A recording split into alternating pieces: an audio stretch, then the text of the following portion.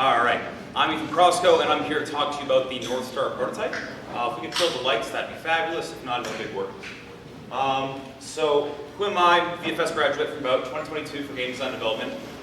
Musician, do audio tech, a lot of programming from physics, technical animation, a lot of prototyping, and I also do a lot of help dev stuff. A real quick video to kind of show you my work, give you a sample.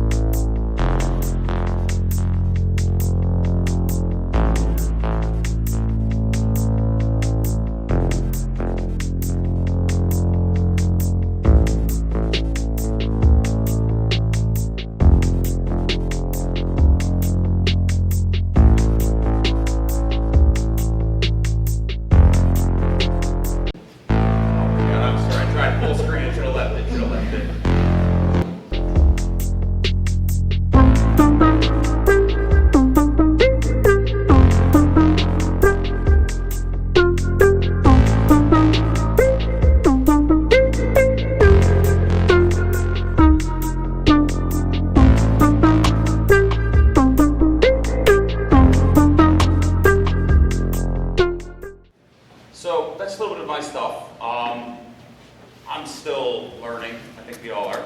But today I want to talk about what the North Star prototype is. So it's about the core tenets of making a game or an idea you can pitch, and that's going to lead you to your success as a developer. First, it's about visualization, understanding what you want your game to look like, what you want it to feel like. You have the feel, which is into the wild blue yonder, letting it out of your hands, and as an idea, letting it stand on its own volition. And finally, the core mechanics. What is the cycle of gameplay? What is going to keep people playing because it has its own identity and its own full cycle? So, addendum 1, personal experience, little story. When I was in VFS, we were a project of 2 people. We split a project right in the middle. It had never been done to a successful extent before, and we kind of learned why in that time frame. We were only ahead about 2 points the entire project, which was prototype and milestone 1. After that, everything was on fire. Eventually, we reached a point with about 3 weeks left to go. We were screwed.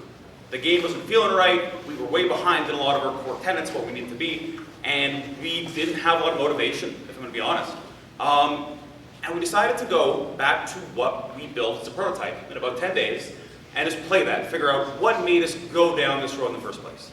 We found out where the fun was, and we created a game that to this day has pushed a lot of other 2-people teams to say, you know what, we can tackle this. It's not easy by any stretch of the imagination, but it was something that led us back to where we began, where we wanted to go. And it reignited our spark and drove us to success. So first, I want to talk about visualization. This is your artistic character. This is what is going to be your visual identifier for your project. You're going to want your visual Bible, so that's all your reference collections, your PureRef folders, Pinterest boards. You're going to want concept art, that's your rough sketches, and eventually, if you can't afford it, your look dev. Now I'm going to tell you right now, this is the most expensive part. Your artists are going to love it because they get to have fun. You're not really going to see a lot of value in it until you either start pitching or you start getting things in your engine. But it's still something that acts as your core anchor. What do you want your game to look like? Moving on, you have your gameplay loop. These are your core player actions. And one thing I want to stress is you don't want to consider your tertiaries right here. You want to focus on things that players are doing at most up to a 60-second loop. Because right now, all that matters is just what players are doing on the go to go to go. You don't want anything more than 5 minutes of gameplay, because those 5 minutes should be enough to sell what you're trying to make. Anything more than that, you're pushing it too far. And eventually, you have your feel. This is your gameplay merit, and this is also going to be a very expensive operation, because this is your particle effects, your camera shake, your audio. And I'm going to tell you right now, for all your audio guys, you're going to want to have a good balance of highs and lows. I've seen a lot of projects that forget about what bass is, and when you incorporate that, camera shake and particles, even the most simple of actions can have a lot of weight behind them. All of this combined is going to give you something that has weight, that has fun, that's simple. Now, the next question, why do any of this? Because this isn't exactly a cheap operation. It's going to take time. It can take months or it can take 10 days. It depends how experienced you are. Even in R&D, that stuff can take months if you're tackling things like destruction physics that haven't been ironed out by the engine. Oh God, 5 minutes, we're not making that. So moving on. So experimentation. The core of any viable prototype is experimentation. This is, again, visualization, your technologies, and cheating and fudging numbers. All right? Experimentation is all about trying things that haven't been done before. It's about figuring out where the enjoyment of your project lies. It's about a proof of concept, taking in an idea and making it real. If I can only stress one point here, it's that talk is cheap. Anyone can, talk about this new idea that they're bringing up, but if you have something to show for it, if you can sit down with someone for 30 seconds, show them a gameplay loop, and get them excited about it, you already have something that's valuable. And finally, finding the fun. You need to have something that connects players to the project you're making. Again, the core tenets, the player, the world, and a wow moment. The player or the world, at least one, needs to have some level of interactivity or reactivity, because a game is an experience, and if nothing is responding to what you were putting in your experience, things feel flat. And a wow moment just kind of takes everyone out of their seats for a minute. So what's the long-term value? Decided to chase the fox. What is all of this for? First, your core design philosophy. There are going to be times where you're in the middle of development and you don't know what way to go. Go back to your North Star prototype. Go back to what you built before and ask, does this fit in? Does this work with what I built? Does it feel right? Eventually, you're also going to hit development hell. And this is the real rough part of any game making experience, any long-term creative project, because you need something to get yourself out of the trenches. When everything has been going wrong for the past 2 weeks, you need something that's at least kind of fun to throw rocks at. And having a North Star prototype can still remind you of what this is all for.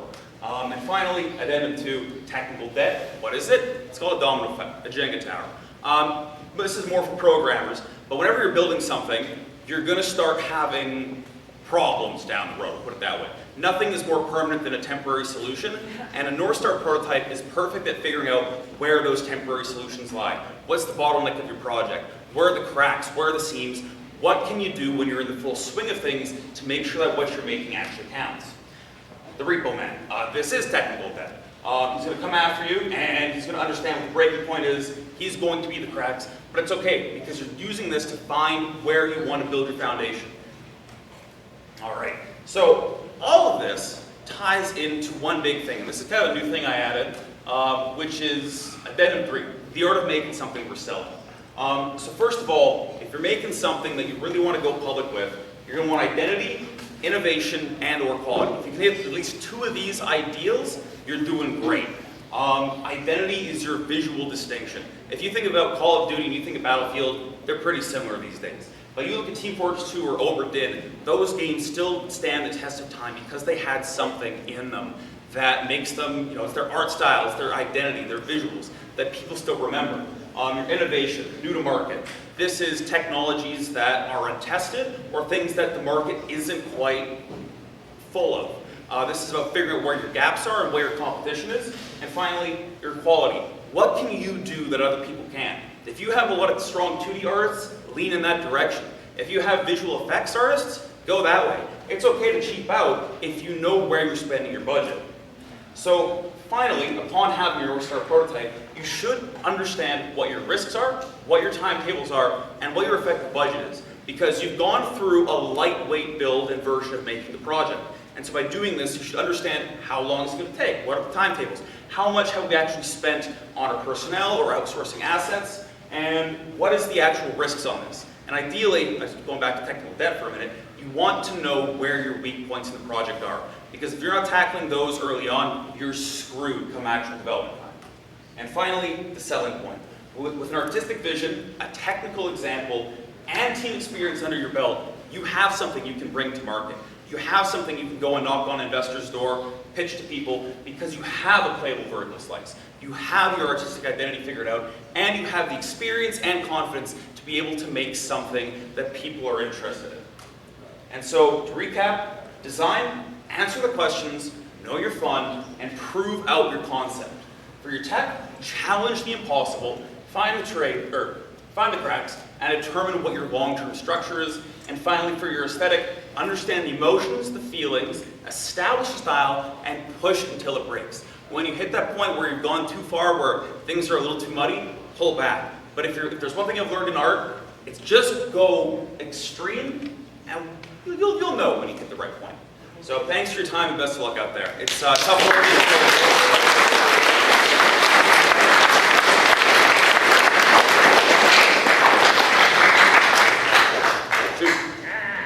So a lot of this is project management, and I'm wondering, do you feel that that is a sort of a weakness in like a game design school where they don't teach you enough of the actual task management and project management side of things? Yeah, I'd say a lot of, when it comes to making games, you generally get people who specialize, your programmers, your artists, your animators, but understanding the actual A to Z about bringing something together, you generally have your individuals, managers who just stick in that role. And as someone who's been doing a lot of solo development for the past 4 years, I've been going through the ringer, let me tell you. So this is a lot more on my own personal experience, but the things I noticed that, especially people who don't have a big team or can get kind of lost in the weeds sometimes, again, having that build that kind of guides your mind, that drive. So would you recommend that people in this space go on Udemy or something and do like a quick crash course on project management so that they can sort of firmly grasp what you had to do, had to learn in 4 years?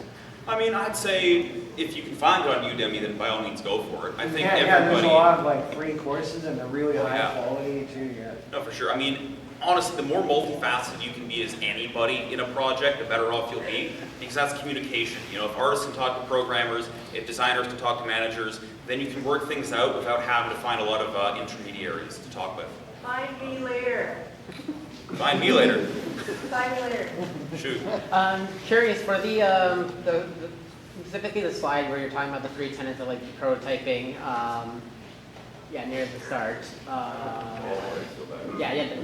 Those 3. Do you recommend them in like any particular order, or is it kind of a sort of depending on your resources? Because like for instance, if you're more programming oriented, maybe it's core mechanics. If you're more visual, like artists, it might be more visual. Like, is there flexibility that you recommend, or like? Honestly, it's all dependent on your project and what your role in it is. If you're making a game that is very physics-based, you don't need to worry about art until you have your physics stuff done. It's what is the core pin that kind of holds everything up. If you're doing a very more artistic game, like take Greed, for example, or Obra Dinn, you're going to want to have your rendering pipeline, you're going to have your artists, all that kind of stuff figured out, because the gameplay is secondary to that. You can fudge the things on that, even if it's all not right. So that is all purely project and experience dependent. Yeah, in terms of like prototyping and developing, like I'm assuming this is all mostly PC-based games, but I know that probably similar structure would apply to if you're doing for console or for mobile, but regardless, like you see that maybe there could be a difference in terms of scope as well for those probably. Oh yeah, I mean, if you're trying to make a game that's rivaling AAA, or you're trying to do a whole multiplayer thing, you're already biting off a lot more than just a simple physics-based experience or a combat game or whatever have you. Insofar as consoles go, obviously it helps if you can get dev kits going. That's going to bite into your initial startup, but you're going to want to test on whatever hardware you're pushing for. You can only do so much cloth simulation if you're making a game for a phone, right? So. I actually know the question asker, and he's a legend in the gaming industry. Anything else, sir? Should we wrap this up? All right. Well, thank you for coming to my TED Talk.